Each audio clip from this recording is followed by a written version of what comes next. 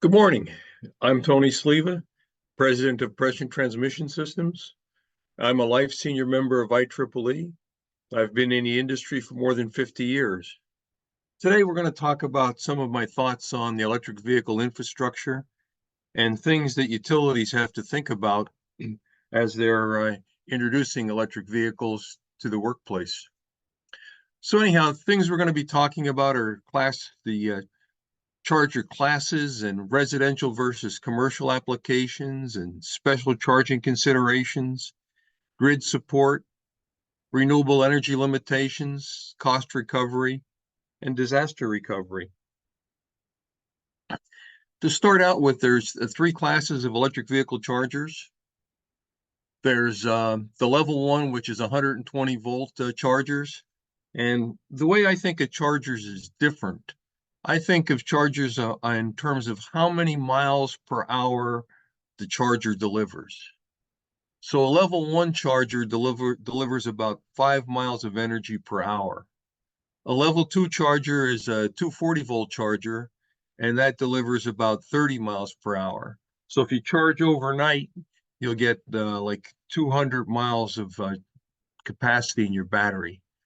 Level three chargers, these are problematic because some level three chargers are 50 amp chargers, some are 100 amp chargers, and some are 200 amp chargers. So if I look at a 50 amp charger, that delivers 120 miles per hour of charge. 100 amp charger delivers about 250 miles per hour of charge, and a 200 amp charger could deliver 500 miles per hour of charge.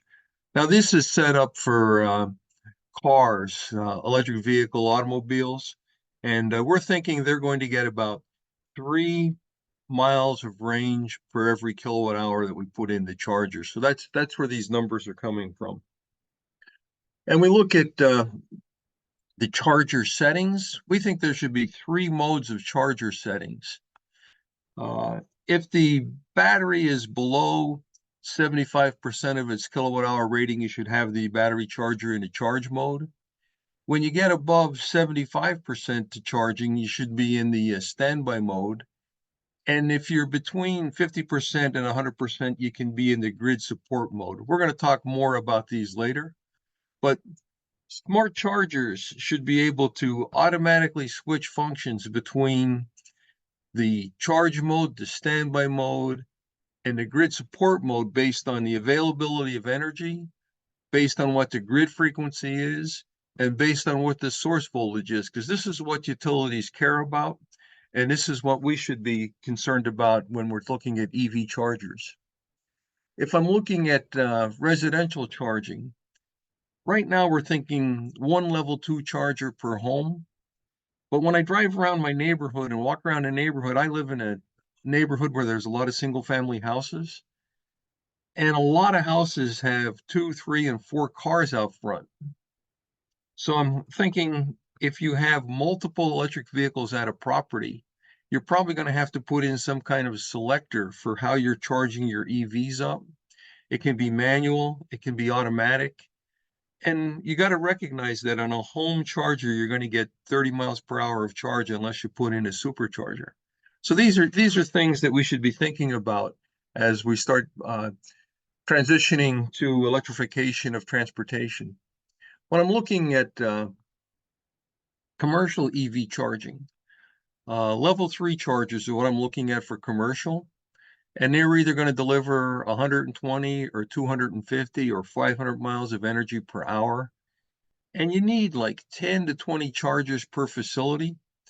If you compare this to gas stations, I look at a gas station today and I'm seeing 8, 12, or 16 pumps at a gas station. And that's how I'm coming up with 10 to 20 chargers per facility, because a lot of people want to get charged up at the same time. When I'm looking at fleet charging is going to use level three chargers all the time. I'm thinking ones that deliver 500 kilowatt hours in 1 hour of charge. And you always have to have more chargers than you have vehicles that need charging. down the street from my house, the local utility put in a level 3 charging station. They've got 4 chargers, and every time I go to Home Depot, I stop at the charging station to see how it is. Well, right now, 3 of the 4 chargers are available. Most days, 3 or 4 are available. Sometimes only 2 are available. So I'm looking at this and I'm thinking that one charger could service 8 to 16 trucks, but you want to have 2 in case one breaks. 3 chargers can serve 16 to 32 trucks. I always have a spare. On urban fleet, I don't think you're put the mileage and you're going to take the energy out of the vehicles like you are on a rural fleet. So in an urban fleet, I'm thinking you want to be able to charge 50% of the EVs in 8 hours. In a rural fleet, I want to take that up to be able to charge 75% of your electric vehicles in 8 hours because I'm thinking there's more mileage. And long haul fleets like America Best Freight, ABF, they want to charge 100% of their EVs in 8 hours. So these are things that I think about. And then I start thinking about other things like EV charging at travel destinations.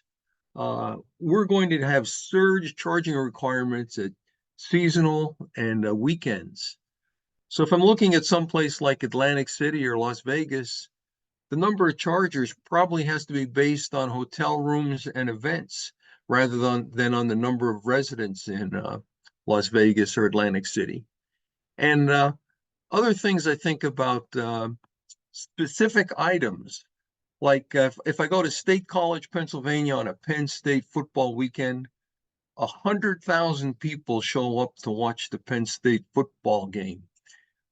It's also in the center of the state, so it's not near anywhere. That means that I'm going to have some unique EV charging requirements in State College, Pennsylvania, and it's only going to be on football weekends. And it turns out there's only like 7 football weekends a year. So travel destinations are going to have a big impact on EV charging. And we're also going to be impacted by weather conditions. My experience with electric vehicles goes back to 1995. That's 30 years ago. I got a electric vehicle from the company I worked for, and it used lead acid batteries. My electric vehicle in 1995 had a 100-mile range, but when it got down below 30, the range dropped to 50 miles. And when we used to use it to go shopping, we took blankets and gloves to wear inside the car because we only used the heater to keep the windshield defrosted. But electric vehicles, today's batteries for electric vehicles are better, but the range is still going to be reduced by about 25% when it gets cold. And the charge time is going to be increased by 25%. And the reason for this is that batteries are chemical processes. As the temperature goes down, the process slows down, the range is decreased, and the charge time is increased. So that means when I get to really cold areas, I'm going to need more commercial level 3 chargers because the charge time is going to go up. And when I'm looking at locations like Alaska, where it's going to get below 0 degrees, I probably want to park my EVs in heated garages. So I have a higher battery capacity to start the day. And I'm mentioning that charger maintenance is an issue. I find that chargers are out of service for extended periods when they're out. So I'm thinking we have to start establishing some consumer-friendly reliability matrix. If you're familiar with utility terms, we talk about SAIDI and CAIDI and SAIFI. These are metrics we use. So I came up with similar metrics to use for battery chargers like CAMD, which is the charger average maintenance duration. I'm thinking that when chargers are out for maintenance, you're going to have to get parts someplace. And from what I'm seeing here where I live, chargers are out for 3 to 5 days. And then how frequently do they occur? So I want to see these things publicly available so I know when I go to a charger location, if they got 4 chargers, the chances are reasonable that 3 of the 4 are going to be available. And so these are things that I'm starting to think of that are what we have to do is we have to make electric vehicles as convenient as gasoline-powered vehicles. If we can't do that, we're going to fail. Then one of the things I was talking about is we can use electric vehicle chargers for grid support. And what I'm worried about on the grid, three conditions. I'm worried about over frequency, I'm worried about under frequency, and I'm worried about under voltage. If I can use the battery in the discharge mode to support the grid when I've got an under frequency or an under voltage condition, and I can take energy off the grid to support the grid when I've got an over frequency condition. So things I'm looking at, like real numbers. The grid frequency is, if it's between 59.98 hertz and 60.02 hertz, that's a normal condition. And so I could run the battery in a normal condition. If the frequency drops to between 59.92 hertz and 59.98 hertz, that tells me I've got too much load for the amount of generation on the grid, and I could transfer the batteries into a standby mode. This is why I'm saying I want to charge my batteries up to 75%, so that if frequency goes high, if frequency goes to 60.02 hertz, I've got too much energy on the grid for the amount of load, and I want to take my chargers and put them in a charge mode at that point and take energy off the grid until the independent system operators can get control of the grid again. If I'm below 59.92 hertz, I could use the EV batteries to support the grid by discharging. Now, the discharge time I'm thinking about is somewhere like 10 minutes. So within 10 minutes, the independent system operator should be able to recognize where the issues are and pull more generation onto the grid so that the battery chargers can go back into the normal mode. And you're looking at like voltage considerations. The voltage at the outlets at your house should be between 114 volts and 126 volts. So if I get above 126 volts, I want to take my chargers and put them in the charge mode so they're pulling more energy off the grid and hopefully reducing the voltage. If you're below 114 volts, I can use the battery to support the grid and start discharging until the voltage gets back up above 114 volts. So thinking about this, like one of the things that I'm thinking about is how can I get people to actually want to support the utilities? And what I've done is run through the economics. And when I run through the economics, I find that if I'm paying a customer for kilowatt hours they take off or they put on the grid, it's a couple of pennies a month, nothing significant. But if I use my electric vehicle batteries as the spinning reserve on the power system, I could have a couple of $1 million savings every month. And if I have award set up for $1,000 rewards, I could award half of the savings. Like if the savings is $3 million, I decide to award $1.5 million to participants in the grid support program. So I could award 1,500 $1,000 awards on a monthly basis. If I get 100,000 participants in this, that's a 1 in 100 chance of winning every month.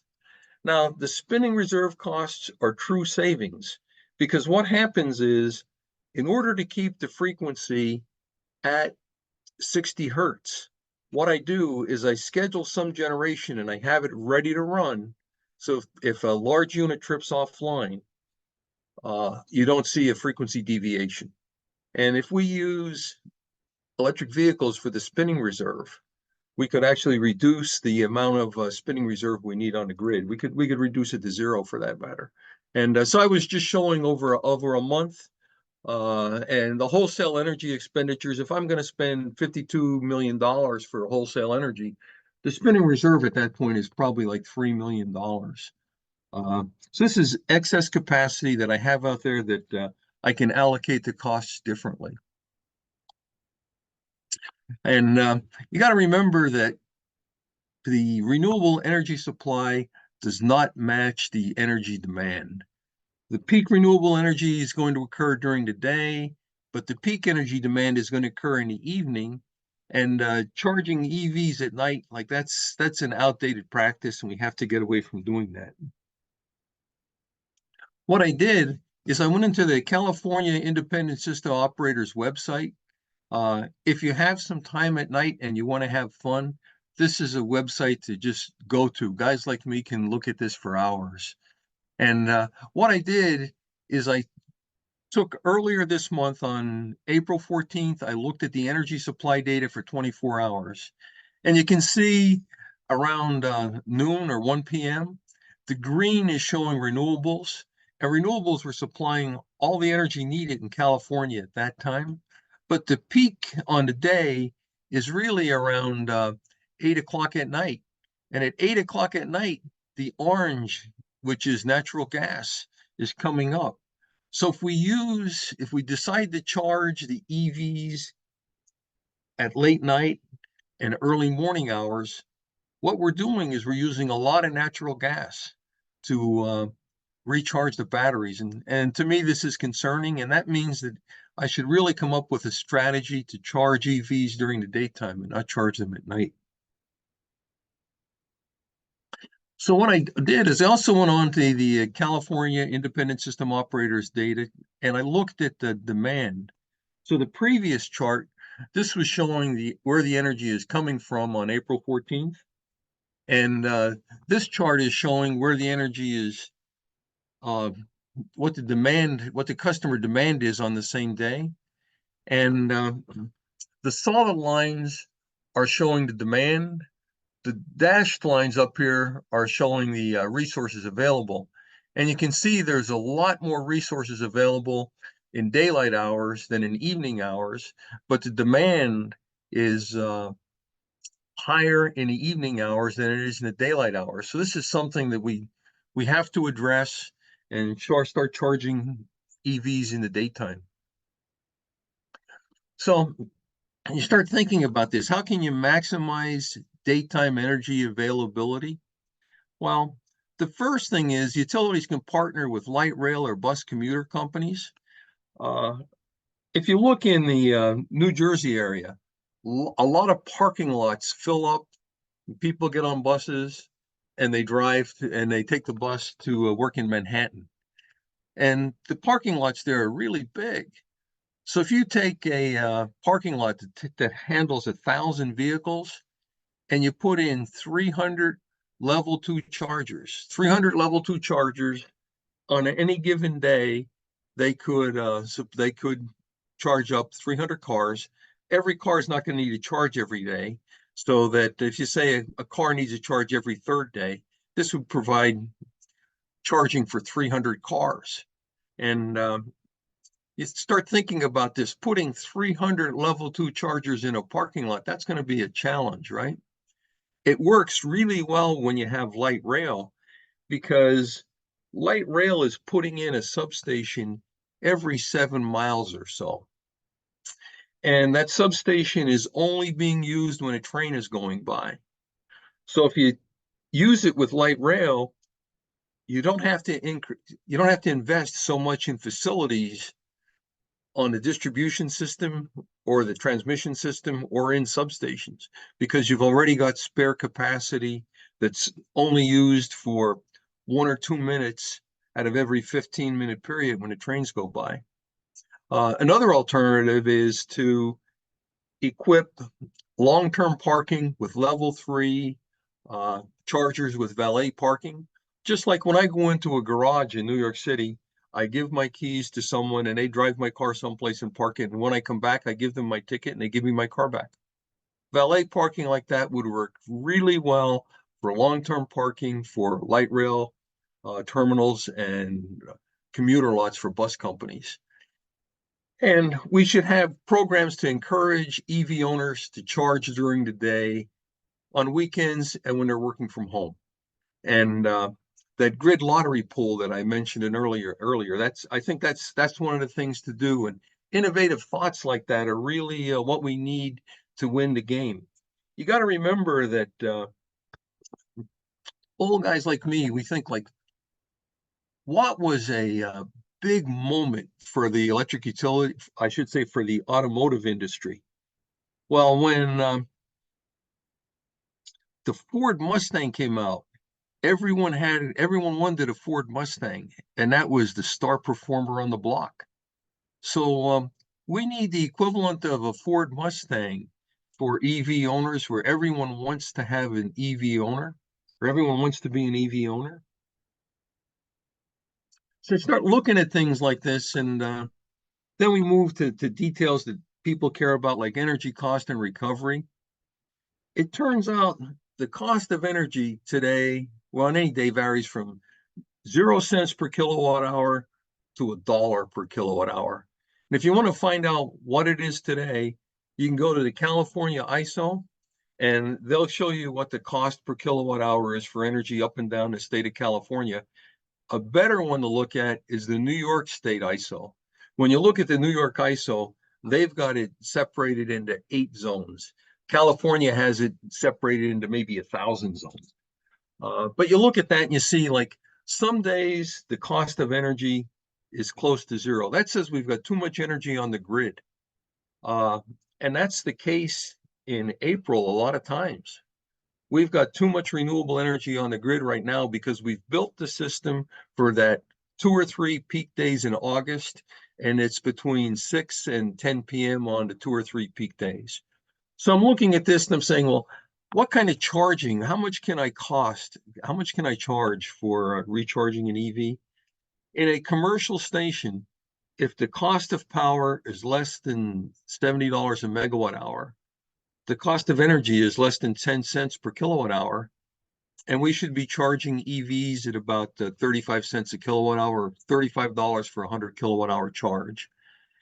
We should have variable pricing though, because when the price gets up to $120 a megawatt hour, we can move the cost up to 37 cents. When it gets up to $500 per megawatt hour, that's some pretty steep pricing. The cost of energy would be 50 cents per kilowatt hour. So the total cost of an EV charge would be 75 cents per kilowatt hour. People will be making decisions at this point. Do I want to wait until the cost drops down to 37 cents a kilowatt hour when I'm buying energy? Or is it really important that I charge up at this point and I pay twice as much at 75 cents per kilowatt hour? If you reduce the demand, you reduce the price, and that's what we're looking at here on table 3. Infrastructure costs.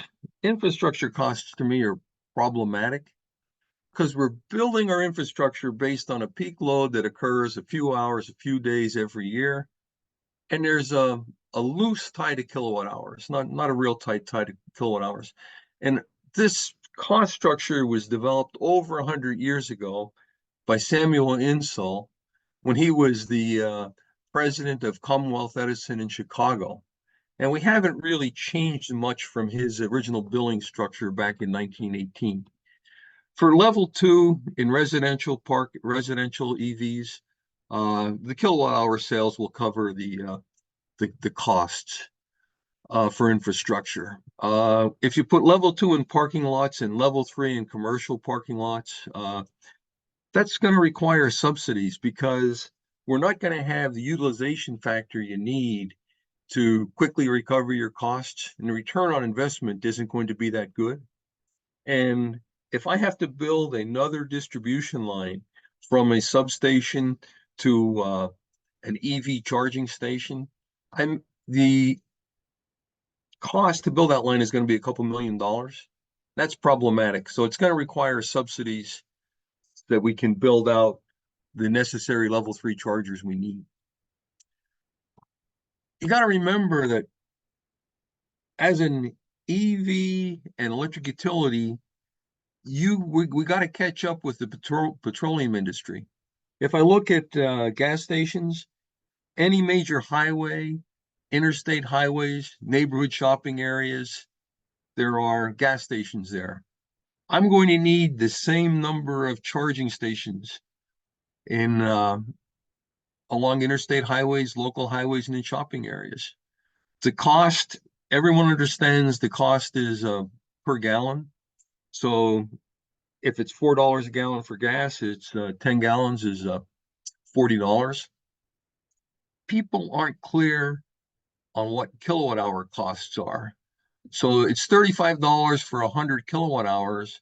And if my car gets 3 miles per kilowatt, that would be $35 for a 300-mile range. Uh, the one thing that we're not going to be able to beat is the refuel time.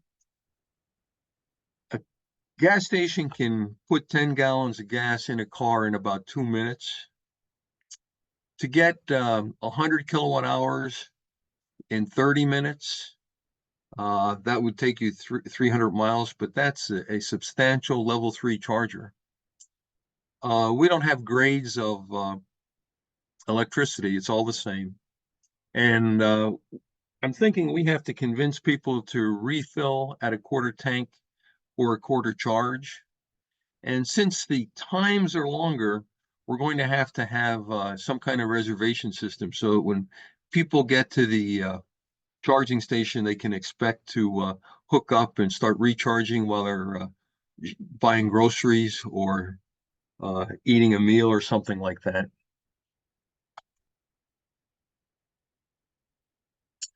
So anyhow, thinking deeper about this, disaster recovery can really be enhanced by EVs.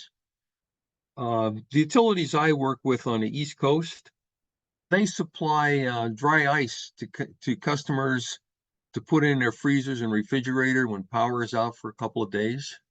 Well, it turns out that EVs can be mobile emergency energy reservoirs, and utilities should set up something. This would be a great customer relations boost where if power goes out at your house, the utility sends a text message that you can take your electric vehicle to a designated charging station and get it recharged and bring it back as a energy reservoir for your house. When I'm looking at things like this, I'm thinking that I'm going to be able to power up uh, my microwave, my refrigerator, my laptop. I'm not going to be able to power up an air conditioner because that's going to take too much power or home heating, but I can use a space heater in one or two rooms. And so electric vehicles can provide an alternative to dry ice, which people were using. And then I think about the mutual assistance strategy. Uh, when I have a disaster and I'm recovering from it, I bring in tankers of gasoline or diesel fuel. So 6,000 gallons of gasoline is equivalent to about 8,500 kilowatt hours of electric energy. 6,000 gallons of diesel fuel, that can be dispensed in about 2.5 hours with 4 pumps. It turns out that 85,000 kilowatt hours of electricity, if I have 4 chargers, it's going to take me 8 hours to discharge it. So you got to remember when you're doing mutual assistance, you're going to have to charge your vehicle somewhere before. They're going to, like, let's say we're bringing vehicles from Kentucky to New Jersey. You're going to have a strategy for charging electric vehicles on the way from Kentucky to New Jersey.